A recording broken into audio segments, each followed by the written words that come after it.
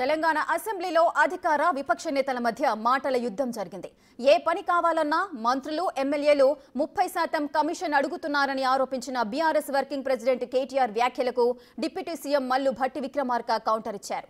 కేటీఆర్ తన ఆరోపణలను నిరూపించుకుంటే సభకు ప్రజలకు క్షమాపణ చెప్పాలన్నారు.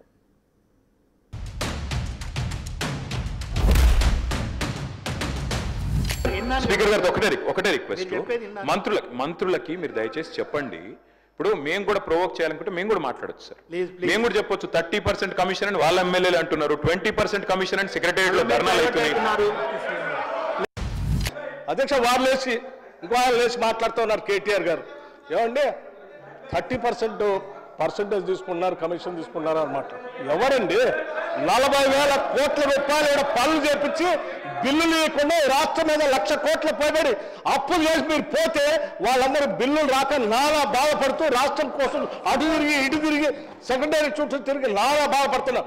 మీ పాపం వల్ల ఈరోజు రాష్ట్రంలో 1,00,000 కోట్ల పనులు చేసినటువంటి వాళ్ళ బిల్లు లేక ఏడుస్తున్నారు. ఎంతో కొంత మేము బాగు చేసి కొద్ది సర్ది చేసి ముందుకు పోతా ఉంటే అడ్డగోలుగా మీరు ఈ మాటలు మాట్లాడటం ఇది వాస్తవమా? రైట్, నేను ఛాలెంజ్ చేస్తా ఉన్నాను కేటీఆర్ని. I have challenge KTR. Now you have to prove that what the statement what you made. Otherwise you have to say opposite to this house. He has to make a statement. అధ్యక్ష నేను అడుగుతా ఉన్నాను, ఇది మీరు prove చేయకపోతే ఈ సభకి క్షమాపణ చెప్పాలి, ఈ రాష్ట్ర ప్రజలకు కూడా క్షమాపణ చెప్పాలి. అధ్యక్ష మేము ఒక బాధ్యతతో రాజకీయాల్లోకి వచ్చాం. అడ్డగోలుగా మీలాగా రాష్ట్రం మీద పడి బరి తెగించి దోపిడీ చేసుకోవడానికి రాలేదు.